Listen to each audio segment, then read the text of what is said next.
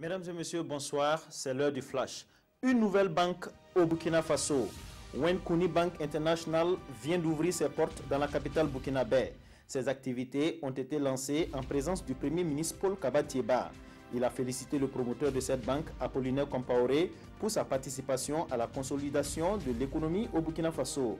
Avec un capital de 12 milliards de francs CFA, elle se donne pour ambition de relever le taux de bancarisation du pays et financer les acteurs de l'économie burkinabé.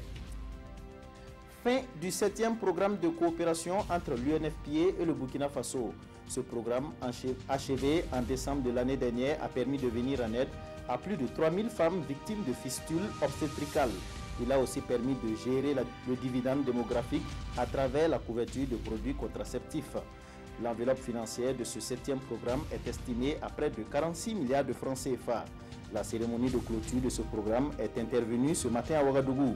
C'était aussi une occasion pour présenter le 8e programme lancé depuis début janvier 2018.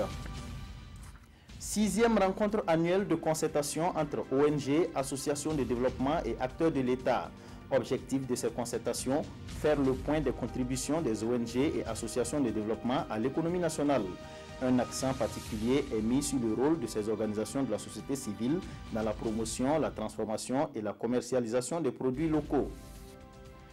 Le ministère en charge de l'économie et des finances a tenu un atelier sur les documents type partenariat public-privé. La rencontre a pour objectif de présenter et faire valider la nouvelle boîte à outils des projets entrant dans le cadre du PPP, le partenariat public-privé. Cette boîte contient des dossiers de préqualification, d'appel d'offres et de contrat type. Adoptée, elle sera une référence en matière de partenariat public-privé. Plan Burkina continue sa croisade contre les infections du VIH. À Kalwar-Tenga, un village de la commune de Puitenga dans le Kouritenga, la section de Koupela de l'ONG a organisé une journée de sensibilisation couplée à une foire de santé dénommée La Firaga. Cette journée vise à promouvoir la santé communautaire à travers l'implication de la communauté de base dans la lutte contre le VIH.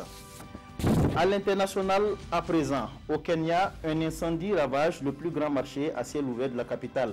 Au moins 15 personnes ont trouvé la mort et plus de 70 ont été blessés dans la nuit de mercredi à jeudi. Selon des sources policières, 4 enfants figurent parmi les victimes. L'incendie s'est déclaré autour de 2 h du matin et s'est ensuite propagé à des bâtiments résidentiels. C'est finalement en fin d'après-midi que les soldats du feu ont pu maîtriser la situation. Voilà, ainsi s'achève cette édition du Flash. Nathalie Kaoré vous retrouve à 20 h pour plus de détails.